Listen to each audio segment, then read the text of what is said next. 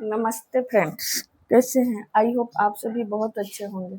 Friends, हम लोग पिछले क्लास में कर चुके हैं संज्ञा और सर्वनाम। आज हम लोग करेंगे विशेषण।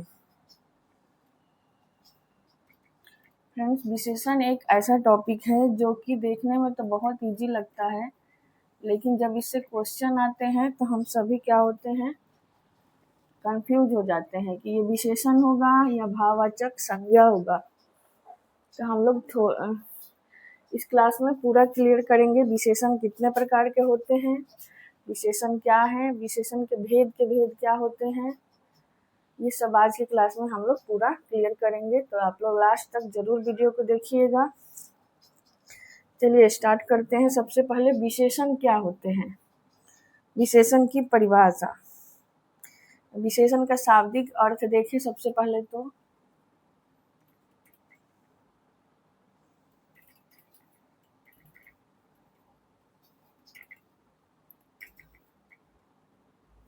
अर्थ जो होता है विशेषण का वो होता है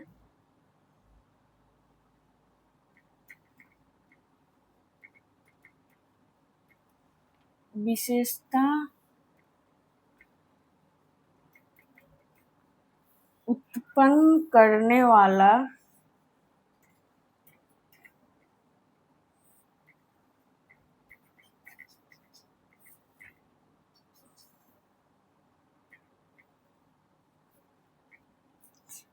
या विशेषक। यदि हमसे कोई पूछे विशेषण का अर्थ क्या होता है, तो विशेषण का अर्थ होता है विशेषता उत्पन्न करने वाला या विशेषक। विशेषता जो होता है क्या होता है, विशेषता जैसे राम अच्छा लड़का है तो अच्छा उसमें जो होगा उसका विशेषता होगा। महल ऊंची है, उसमें ऊंचा जो होगा उसका विशेषता होगा। आइए हम इसकी परिभाषा देखते हैं, इसकी परिभाषा क्या होगा। विशेषण की परिभाषा जो होगा वह होगा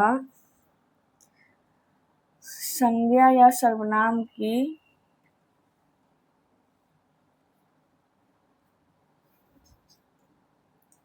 संज्ञा या सर्वनाम नाम की विशेषता बताने वाले शब्द।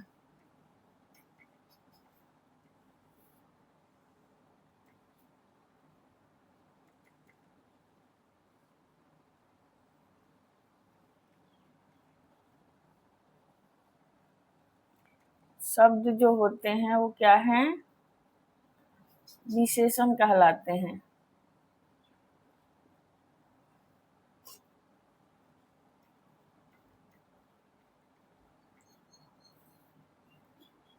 फ्रेंड्स, हम लोग आज इसको पूरा डिटेल्स में पढ़ने वाले हैं कि आज के बाद आपका विशेषण से एक भी क्वेश्चन नहीं छूटे या ना गलत हो। तो संज्ञा और सर्वनाम की विशेषता बताने वाले जो शब्द होते हैं वो विशेषण कहलाते हैं।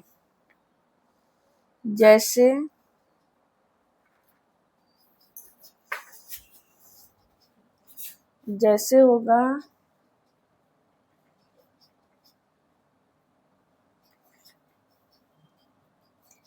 अच्छा, बुरा, ऊंचा,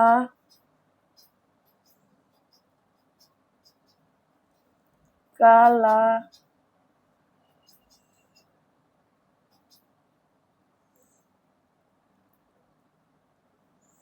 यहाँ बड़ा लिख सकते हैं, छोटा लिख सकते हैं। ये है विशेषण। विशेषण यानी संज्ञा सर्वनाम की जो शब्द विशेषता बताते हैं उसे हम लोग विशेषण कहते हैं। जैसे अच्छा, बुरा, छोटा, बड़ा। अब आइए देखते हैं हम लोग विशेषण के भेद देखेंगे। विशेषण के कितने भेद होते हैं, अब देखेंगे विशेषण के भेद कितने होते हैं। फ्रेंड, विशेषण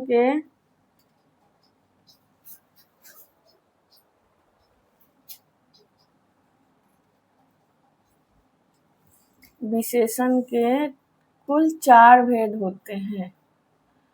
विशेषण के 4 भेद होते हैं।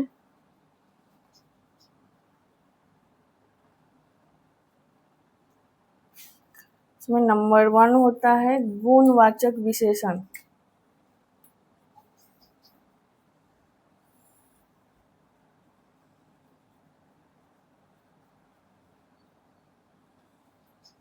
नंबर 2 है संख्यावाचक विशेषण।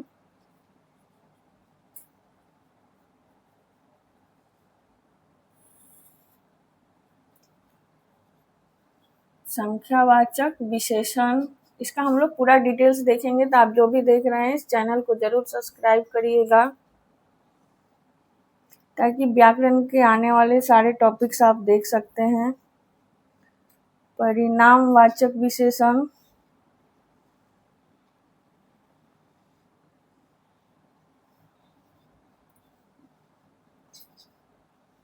हम लोग इसका पूरा डिटेल्स में पढ़ने वाले हैं फ्रेंड्स। और लास्ट होता है सर्वनामिक विशेषण, जिसे संकेतवाचक या निर्देशवाचक विशेषण भी कहते हैं।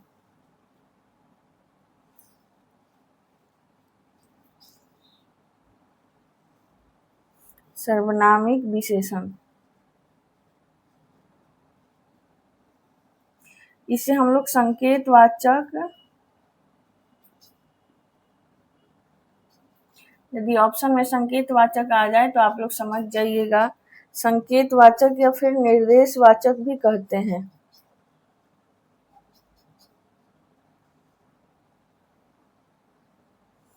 निर्देशवाचक विशेषण भी कहते हैं। चलिए, यदि आप लोग नोट्स बना रहे हैं तो इसको लिख लीजिएगा।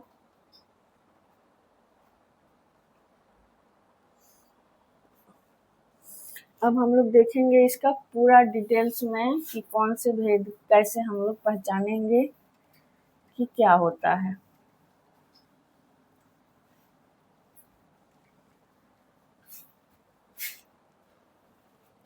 चलिए, अब हम देखते हैं सबसे पहले गुणवाचक विशेषण का परिभाषा, उसकी पहचान।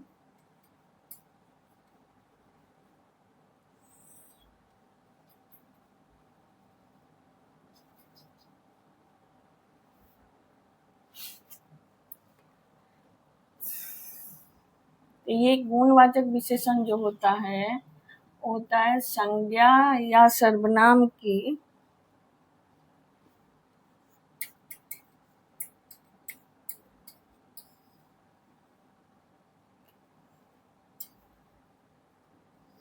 गुण संबंधी विशेषता जो बताता है,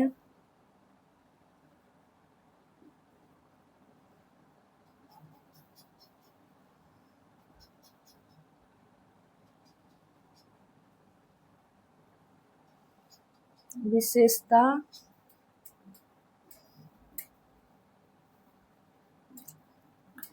बताने वाले शब्द जो होते हैं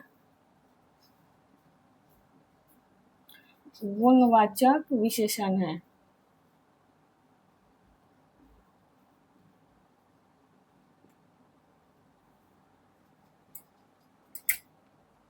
जैसे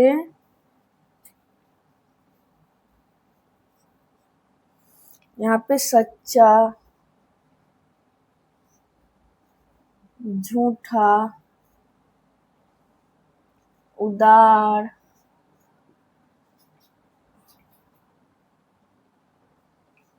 सज्जन,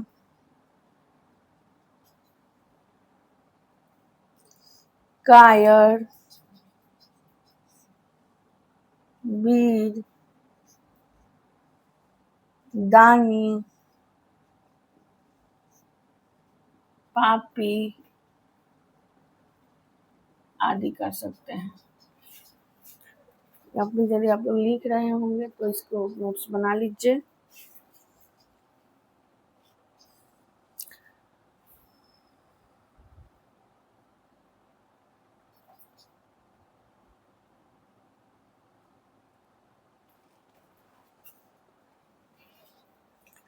अब देखेंगे हम लोग गुणवाचक विशेषण की अवस्थाएं, यानी जो लोग इंग्लिश में डिग्री ऑफ कंपैरिजन पढ़े हैं, सुपरलेटिव डिग्री, कंपैरेटिव डिग्री,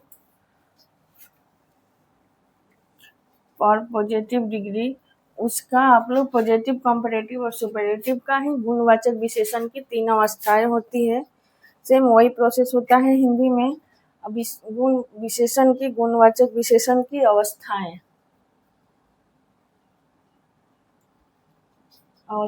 देखेंगे। इससे बाहर आपके आज के बाद आपको एक भी क्वेश्चन नहीं जाएगा। वीडियो थोड़ी लंबी हो सकती है बट आप लोग अच्छे से समझ लीजिएगा। नंबर 1 में आता है मूला अवस्था।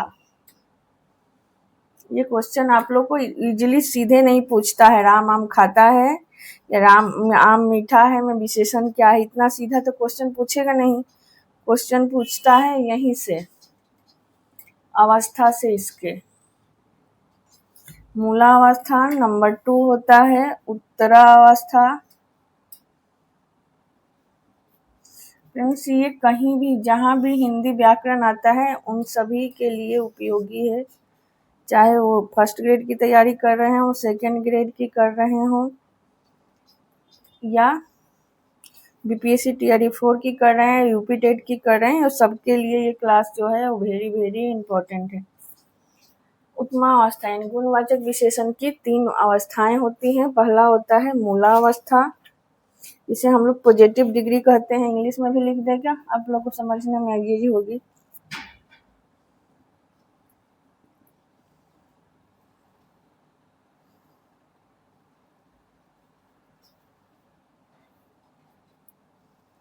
यहाँ होता है कंपैरेटिव।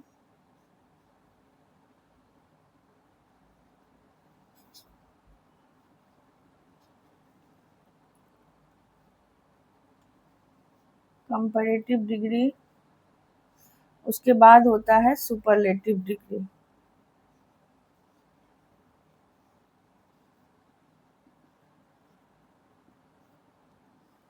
तो यदि आप नहीं समझे होंगे तो इसे समझ लीजिएगा।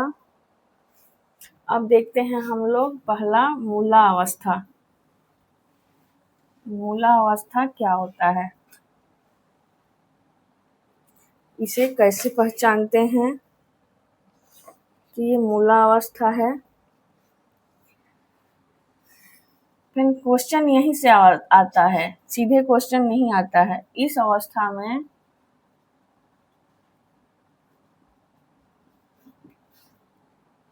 किसी संज्ञा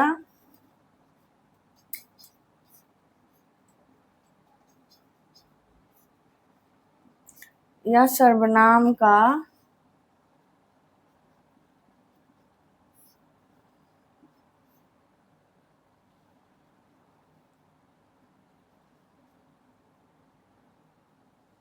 नाम की अन्य संज्ञा या सर्वनाम से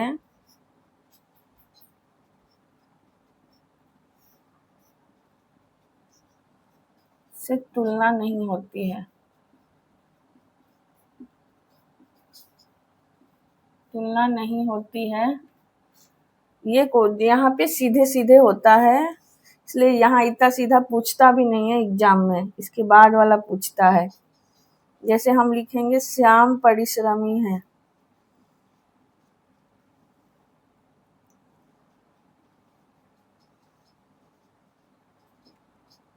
उसके बाद लिखेंगे, एक और लिखते हैं, नंबर ऑप्शन 2 लिख सकते हैं, एकता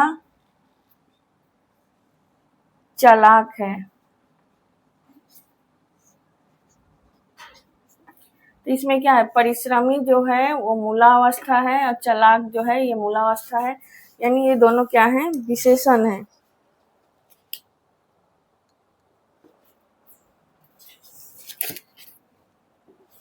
इसके बाद देखते हैं हम लोग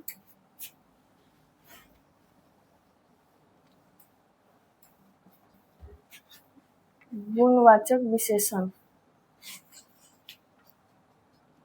और नंबर 2 हम लोग देखेंगे उत्तमावस्था।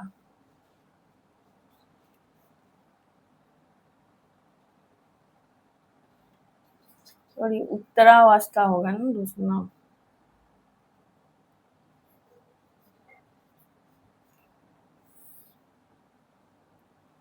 इसमें क्या होता है, यानी जहाँ पे इसमें दो की तुलना होती है, जहाँ दो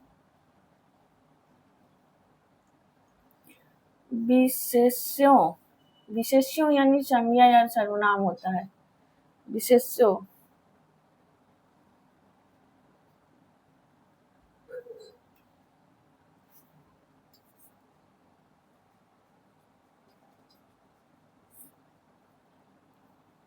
विशेष्यों में से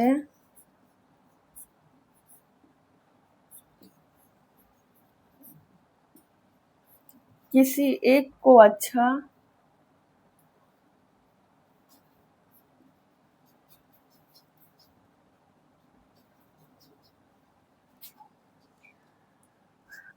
या बुरा बतलाया जाता है,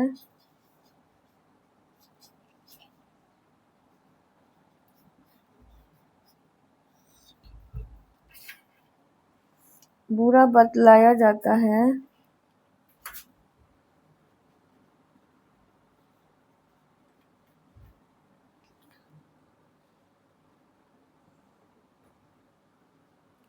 वहां पे क्या होगी, वहां उत्तरावस्था होगी।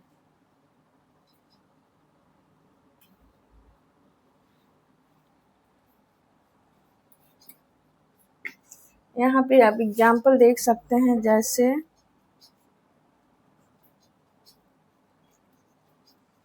दिनेश मुकेश से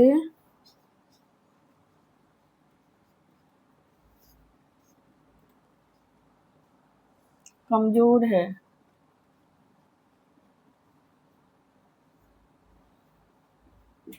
फ्रेंड्स, यहाँ पे कमजोर जो है वो विशेषण है, लेकिन यहाँ दो की तुलना की जा रही है, दिनेश की और मुकेश की, इसलिए क्या है, ये विशेषण का उत्तमा अवस्था होगा, सॉरी उत्तरावस्था विशेषण होगा। ठीक है, एक और देख सकते हैं,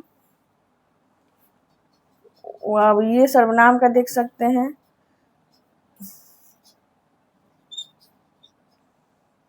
वह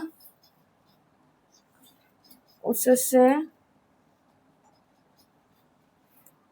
अच्छा है।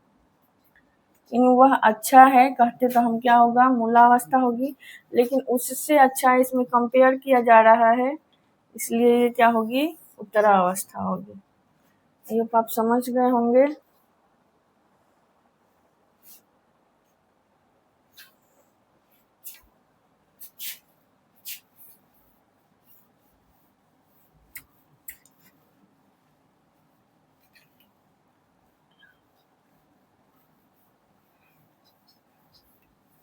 और इसका तीसरा नंबर जो है वो है उत्तमा अवस्था।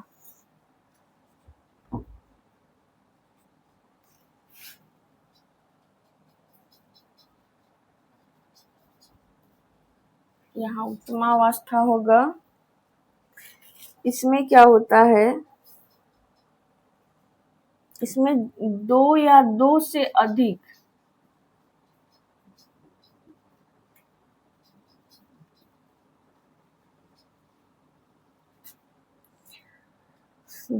अधिक व्यक्ति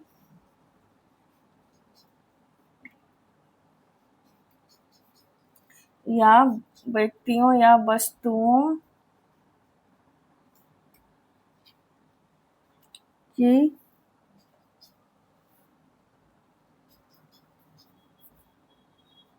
के बीच तुलना की जाती है।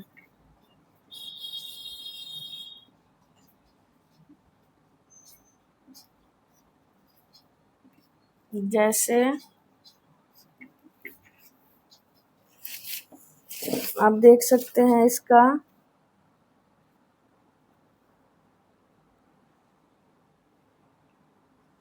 जैसे इसका हम लोग एग्जाम्पल एक अच्छा सा देखेंगे, अंग्रेजी लिख सकते हैं हम लोग, अंग्रेजी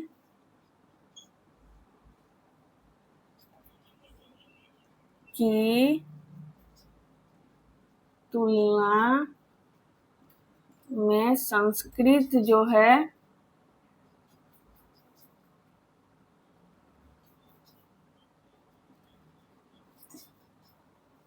संस्कृत क्या है, कम कठिन है, क्योंकि अंग्रेजी जो है हमारे यहाँ की भाषा नहीं है, संस्कृत हमारे ये भाषा है, इसलिए संस्कृत हमें इजी लगती है और अंग्रेजी जो है वो कठिन लगती है। तो यहाँ क्या है, अंग्रेजी जानने वाले बहुत हैं, संस्कृत जानने वाले भी बहुत हैं, तो ये क्या है, दोनों में कम कठिन है, में बहुत ज़्यादा में तुलना हो रही है।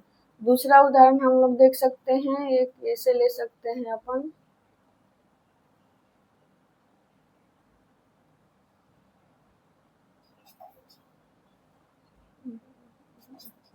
नहीं फ्रेंड्स, ये इसमें नहीं आ सकता है, ये इसको ऐसे करके इसका दूसरा उदाहरण ले सकते हैं हम।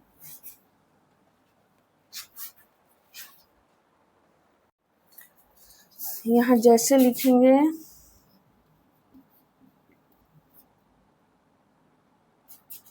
जैसे कवियों में कालिदास श्रेष्ठ हैं, ये लिख सकते हैं, कवियों में कालिदास जो हैं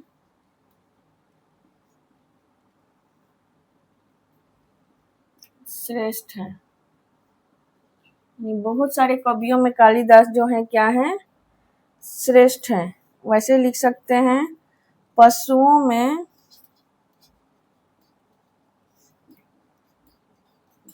शेर सबसे बलवान है।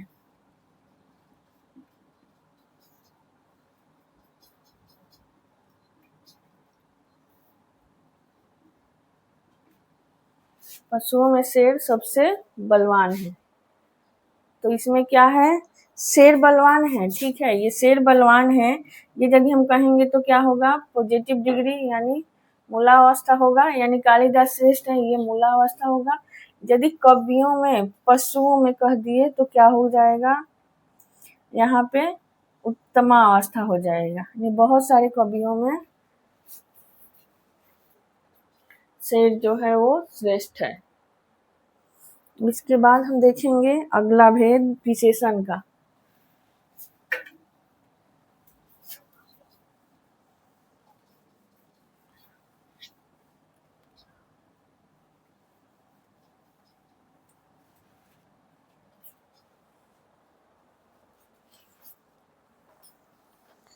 नेक्स्ट हम लोग देखेंगे विशेषण का अगला भेद, दूसरा जो होता है क्या होता है, संख्यावाचक विशेषण। दूसरा है संख्यावाचक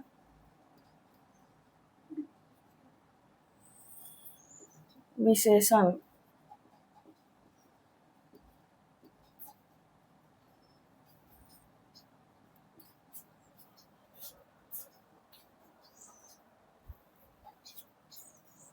यानी जो इसके लिए भी खत्म हो गया,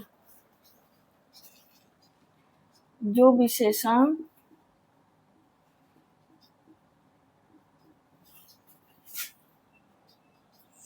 किसी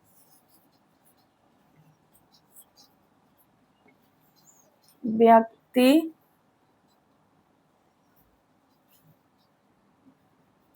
यहाँ लिखेंगे प्राणी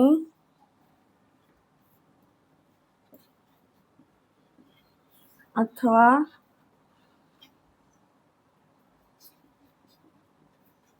वस्तु की संख्या संबंधी विशेषता का बोध कराए,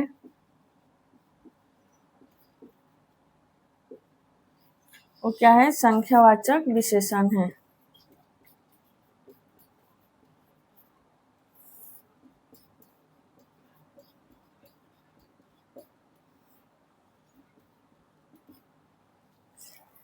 लेकिन सीधे सीधे इतना क्वेश्चन नहीं पूछता, इसमें क्वेश्चन पूछता है आगे जा करके इसके भेद से।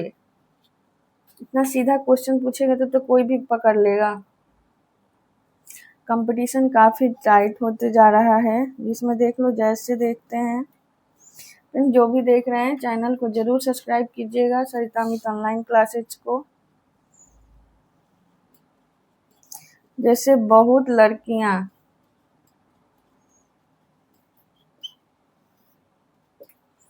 यहाँ लिख सकते हैं अधिक पुस्तक,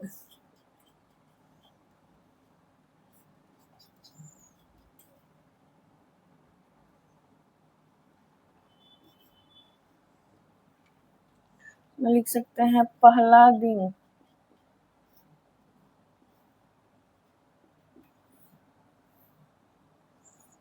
इसमें 40 अध्यापक लिख सकते हैं,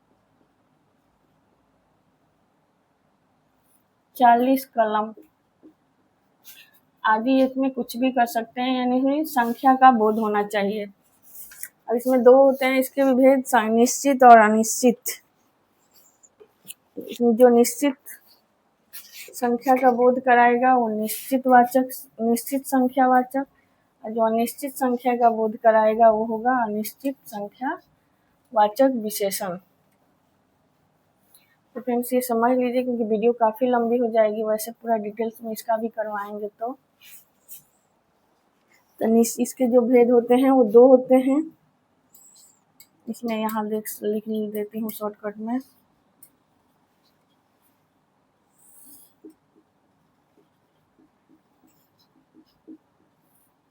इसके दो भेद तो हैं, एक होता है निश्चित संख्या वाचक,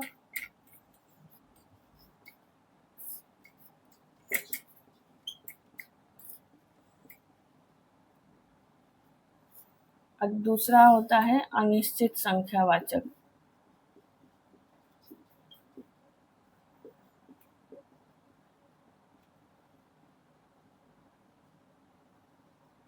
अनिश्चित संख्या और निश्चित, यानी आप समझ गए होंगे, निश्चित संख्या का बोध कराता है। जैसे इसका हम लोग एग्जाम्पल ले सकते हैं, आप समझ जाएंगे। जैसे 1, 2, 5, 7, 10, कुछ भी। अनिश्चित संख्या वाचक जो होगा उसमें होगा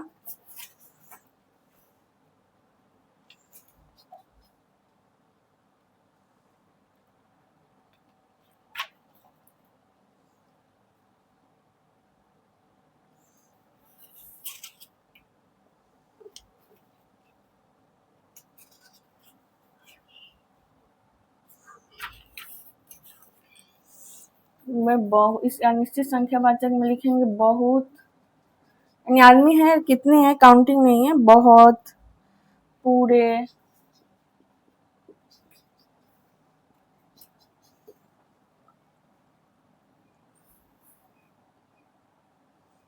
अधिक, ज्यादा,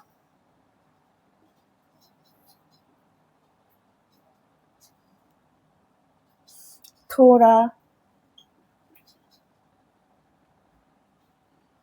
सारा आदि। आई होप आप समझ गए होंगे। वैसे वीडियो बहुत लंबी हो जाएगी, पूरा डिटेल्स में इसका करवाएंगे तो समझने के लिए काफ़ी है इतना। और इसके बाद इसका नेक्स्ट देखते हैं।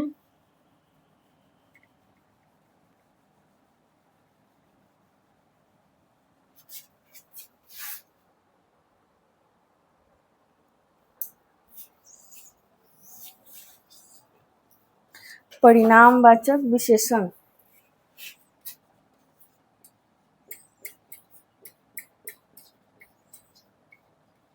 परिणामवाचक विशेषण। अब परिणामवाचक में विशेषण में होगा, यानी जो शब्द किसी संज्ञा या सर्वनाम की, ये क्या है यहाँ पे, ये जो है संज्ञा या सर्वनाम का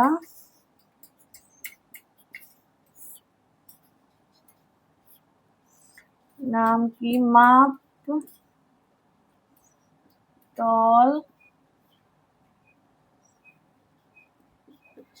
या मात्रा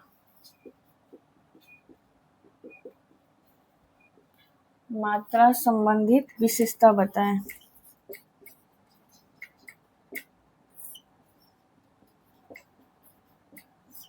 वो परिणामवाचक विशेषण होता है।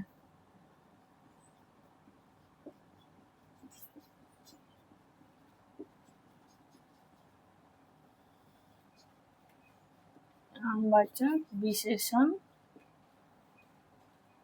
है जैसे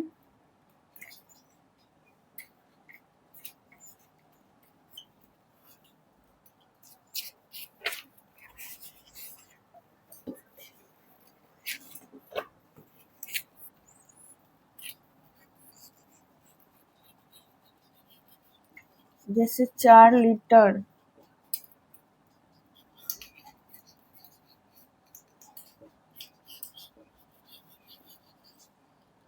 10 ग्राम,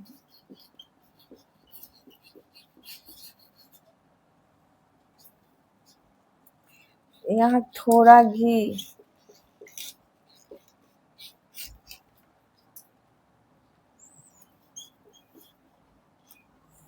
बहुत मिठाई,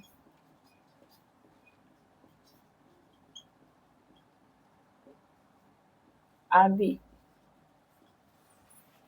जल्दी जल्दी लिखिए आप लोग।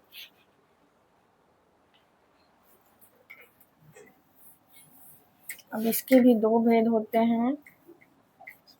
वहां से क्वेश्चन आपका वहां से पूछता है, ये सीधा क्वेश्चन नहीं पूछता है, इसलिए पूरा जरूर देखिएगा। इसके भी 2 भेद होता है। पहला होता है यहाँ परिणामवाचक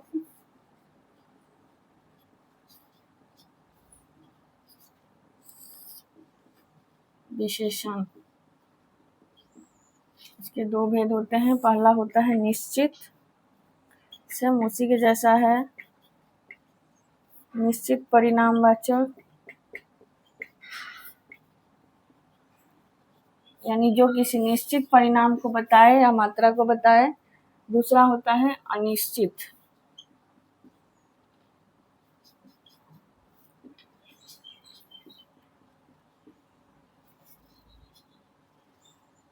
नामवाचक यानी जो निश्चित मात्रा बताता है उसे निश्चित परिणामवाचक कहते हैं। जैसे 1 क्विंटल, यहाँ जैसे लिख सकते हैं, परिभाषा लिखेंगे तो काफी टाइम लगेगा, आप लोग लिख लीजिएगा। निश्चित परिणाम बताए उसे निश्चित परिणामवाचक कहते हैं। जैसे 1 क्विंटल गेहूं,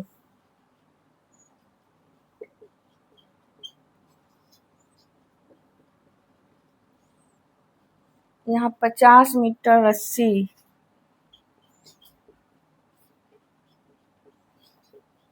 ये सब बैक एग्जाम में आए हुए क्वेश्चन है फ्रेंड्स। रस्सी यहाँ लिख सकते हैं और एक लिख सकते हैं उदाहरण में। चलिए लिखते हैं 1 तोला सोना,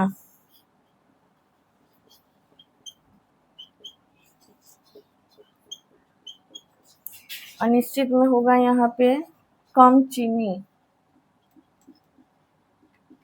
कम चीनी वाली चाय बनाना।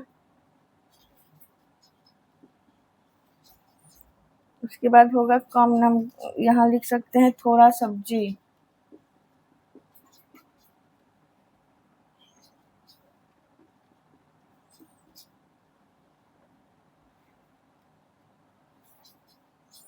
उसके बाद ज्यादा नमक, मैं सब्जी में ज्यादा नमक खाता हूँ, ज्यादा नमक। वीडियो बहुत लंबी हो गई फ्रेंड्स, लेकिन लोगों को समझ में अच्छे से आ गया होगा विशेषण। ये हो जाएगा। अब लास्ट बचा सर्वनामिक विशेषण। 4 नंबर है सर्वनामिक विशेषण।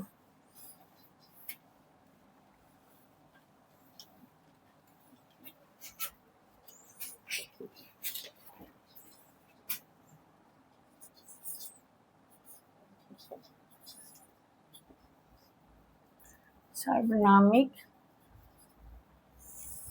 विशेषण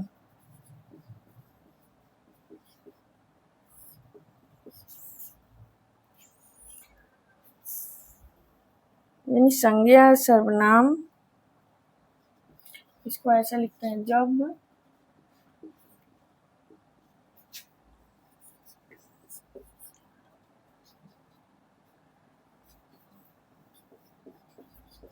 जब संज्ञा या सर्वनाम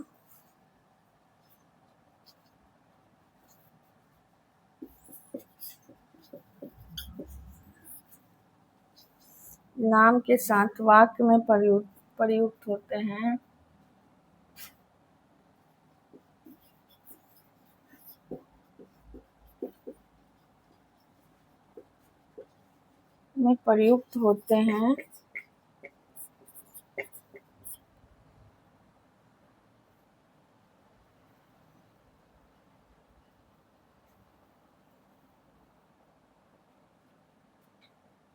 संज्ञा या सर्वनाम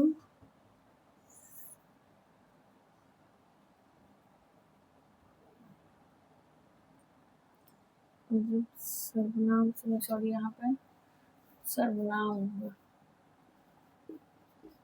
जब सर्वनाम शब्द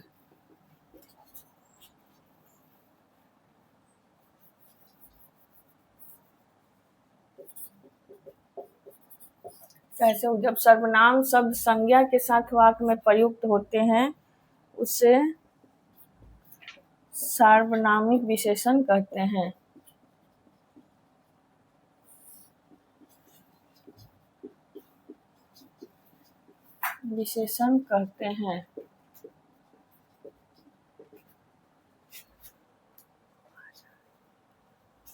जैसे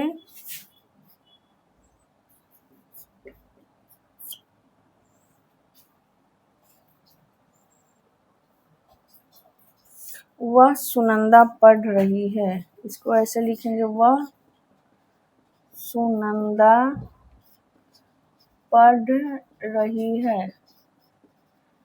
तो यहाँ पे फ्रेंड्स वह हम लोग सर्वनाम समझेंगे, लेकिन ये क्या है, ये सुनंदा की विशेषता पढ़ा रहा है। कौन सी सुनंदा पढ़ रही है, तो वह सुनंदा पढ़ रही। तो यहाँ पे ये जो होगा वह जो होगा वो सर्वनामिक विशेषण होगा। यानी जब सर्वनाम शब्द संज्ञा के साथ वाक्य में प्रयुक्त होता है उसे सर्वनामिक विशेषण कहते हैं। एक और उदाहरण लिख सकते हैं हम लोग,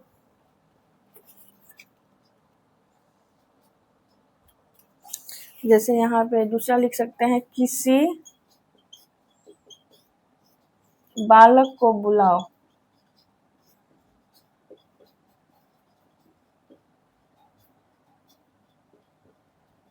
यहाँ पे क्या है, बालक को बुलाओ जो है वो संज्ञा शब्द है बालक। यहाँ पे क्या है, किसी जो है वो इसके साथ आ रहा है, संज्ञा के साथ आ रहा है। तो किसी जो है वो सर्वनामिक विशेषण है, यहाँ वह जो है वो सर्वनामिक विशेषण है। आई होप आप ये समझ गए होंगे। फ्रेंड्स होने को तो इसके भी भेद होते हैं, लेकिन वैसे वीडियो बहुत लंबी हो गई है तो इसको हम लोग यहीं पे रोकते हैं।